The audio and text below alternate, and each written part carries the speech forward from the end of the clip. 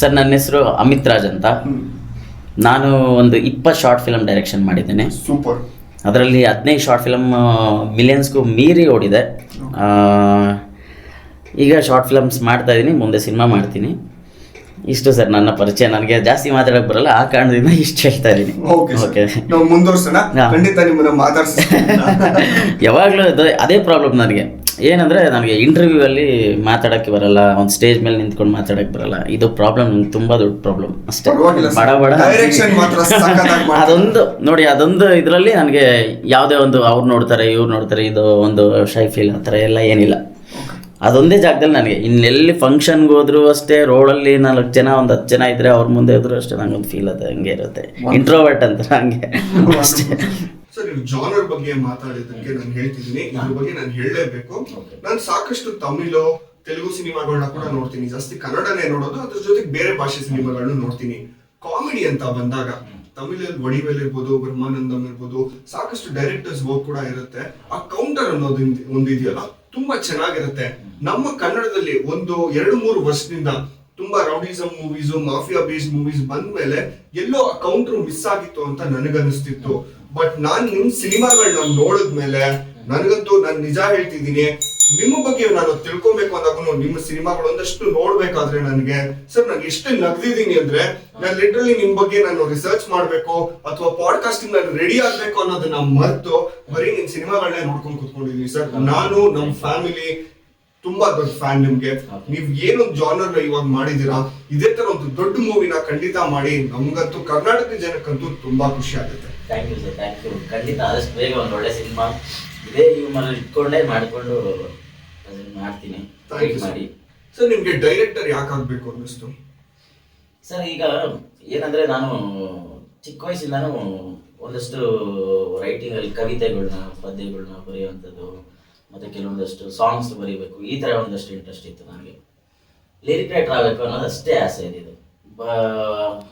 Lyric writer ಆಗಬೇಕು ಅಂತ ಇಂಡಸ್ಟ್ರಿಗೆ ಬಂದಾಗ ನನಗೇನಾಯಿತು ಅಂದರೆ, ಇಂಡಸ್ಟ್ರಿಲಿ ಒಬ್ರು ಹೇಳಿದ್ರು, ಸುಮ್ಮನೆ ನೀನು ಲಿರಿಕ್ ರೈಟರ್ ಆಗಬೇಕಂತ ಬಂದರೆ ಆಗಲ್ಲ, ಒಬ್ರು ಮ್ಯೂಸಿಕ್ ಡೈರೆಕ್ಟರ್ ಹತ್ರ ನೀನು ಕೆಲಸಕ್ಕೆ ಸೇರ್ಕೊ, ಆವಾಗ ನಿನಗೆ ಒಂದು ಲಿರಿಕ್ಸ್ ಬರೆಯೋದಕ್ಕೆ ಅವಕಾಶ ಕೊಡ್ತಾರೆ ಅಂತ ನನಗೆ ಹೇಳಿದಾಗ, ಮ್ಯೂಸಿಕ್ ಡೈರೆಕ್ಟರ್ ಹತ್ರ ಸೇರ್ಕೊ ನೀನು ಕೆಲಸ ಮಾಡು ನಂಗೆ ಹಂಗೆ ಹೇಳಿದ್ದು ಫಸ್ಟ್. ಆಮೇಲೆ ಗೊತ್ತಾಯ್ತು ಮ್ಯೂಸಿಕ್ ಡೈರೆಕ್ಟರ್ ಹತ್ರ ಏನು ಸೇರ್ಕೊಳ್ಳೋದೇನು ಅವಶ್ಯಕತೆ ಇಲ್ಲ, ಡೈರೆಕ್ಷನ್ ಟೀಮಲ್ಲಿ ಒಂದು ಅಸಿಸ್ಟೆಂಟ್ ಡೈರೆಕ್ಟರ್ ಸೇರ್ಕೊಂಡ್ರೆ ನಿಮ್ಗೆ ಲಿರಿಕ್ಸ್ ಬರೆಯೋದಕ್ಕೆ ಒಂದು ಅವಕಾಶ ಸಿಗುತ್ತೆ ಅಂತ.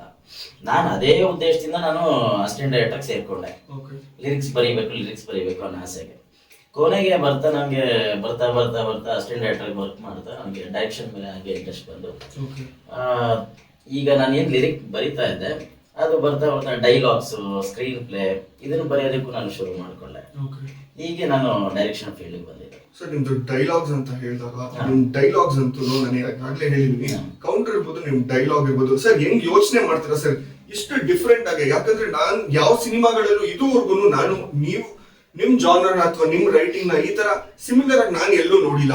ಸೊ ಅದ್ ಹೇಗೆ ಯೋಚನೆ ಮಾಡ್ತೀರಾ? ಕಾಮಿಡಿ ಟೈಮಿಂಗು, ಮತ್ತೆ ಇನ್ನೊಂದು ಬೆಸ್ಟ್ ಥಿಂಗ್ ಏನಂದ್ರೆ ನಿಮ್ ಬಗ್ಗೆ ನಾನು ಹೇಳಲೇಬೇಕು, ಕರೆಂಟ್ ಟ್ರೆಂಡ್ ಏನ್ ನಡೀತಿದೆ ಆ ಟ್ರೆಂಡ್ ಪ್ರಕಾರ ಬರೀತೀರಾ ನೀವು. ಸೊ ಅದು ಆಡಿಯನ್ಸ್ ಕನೆಕ್ಟ್ ಆಗ್ಬೇಕು ಅಂತ ಆ ಟ್ರೆಂಡ್ ಹೇಗೆ ಅಪ್ಡೇಟ್ ಮಾಡ್ಕೊಂತೀರಾ? ನಿಮ್ ಬಿಸಿ ಸ್ಕೆಡ್ಯೂಲ್ ಅಲ್ಲಿ ಸೋಷಿಯಲ್ ಮೀಡಿಯಾ ಅಲ್ಲಿ ಏನ್ ನಡೀತಿದೆ ಅಂತ ತಿಳ್ಕೊಂಡು ಅದ್ರ ಪ್ರಕಾರ ಬರೆಯೋದು, ಅದನ್ನ ಹೇಗೆ ನೀವು ಮ್ಯಾನೇಜ್ ಮಾಡ್ತೀರಾ ಸರ್?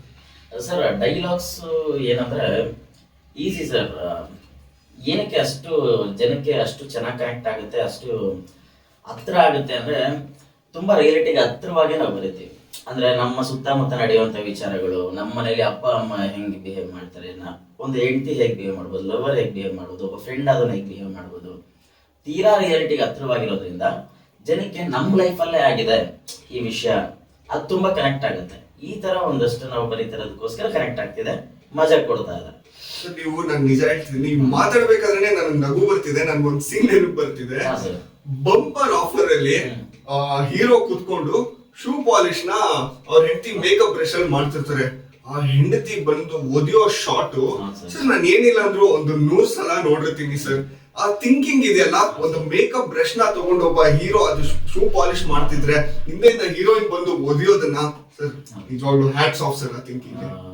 ಸರ್, ಅದ್ರ ಬಗ್ಗೆ ಹೇಳ್ಬೇಕು ಅಂದ್ರೆ ಏನಕ್ಕೆ ಆ ತರ ಒದಿತಾಳೆ ಅಂದ್ರೆ, ಹುಡುಗಿ ಹೆಣ್ಮಕ್ಳಿಗೆ, ಈಗ ಗಂಡು ಮಕ್ಳಿಗೆ ಎಣ್ಣೆ ಅಂತ ಬಂದ್ರೆ ಹೆಣ್ಮಕ್ಳಿಗೆ ಒಂದಷ್ಟು ಮೇಕಪ್ ಬಗ್ಗೆ ತುಂಬಾ ಜಾಸ್ತಿ ಒಲು ಅಂದ್ರೆ ಪ್ರೀತಿ ಇರುತ್ತೆ. ಅಂತ ಮೇಕಪ್ ಬ್ರಷ್ ನ ತಗೊಂಡೋಗಿ ಶೂ ಕ್ಲೀನ್ ಮಾಡಕ್ ಇಟ್ಕೊಂಡಾಗ ಅದ್ರಲ್ಲೂ ಒಂದ್ ಒಳ್ಳೆ ಬ್ರಾಂಡೆಡ್ ಮೇಕಪ್ ಬ್ರಷ್ ನ ತಗೊಂಡೋಗಿ ಶೂ ಕ್ಲೀನ್ ಮಾಡ್ತಾ ಇದ್ರೆ ಅವ್ಳಿಗೆ ಎಷ್ಟು ಕೋಪ, ಯಾವ ಲೆವೆಲ್ ಕೋಪ ಬರ್ಬೋದು. ಆ ಕೋಪನ ಆ ಲೆವೆಲ್ ಅಲ್ಲಿ ಓದಿಯೋ ರೇಂಜ್ ಅಲ್ಲಿ ನಾವು ತೋರಿಸಿರೋದು ಅಷ್ಟೇ.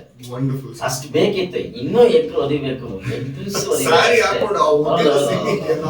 ಅದು ಎಷ್ಟು ರಿಯಲಿಸ್ಟಿಕ್ ಆಗಿದೆ ಅಂದ್ರೆ ನಮ್ಗೆ ಎಲ್ಲೋ ಒಂದು ಆಕ್ಟಿಂಗ್ ಅಥವಾ ಒಂದು ಫೇಕ್ ಅನ್ಸಲ್ಲ, ತುಂಬಾ ಹತ್ರ ಕನೆಕ್ಟ್ ಆಗುತ್ತೆ. ಅದು ಹೊಸದಾಗಿ ಮದುವೆ ಆಗಿರೋರ್ಗಂತೂ ತುಂಬಾ ಹತ್ರ ಕನೆಕ್ಟ್ ಆಗ್ಬೋದು ಅದು.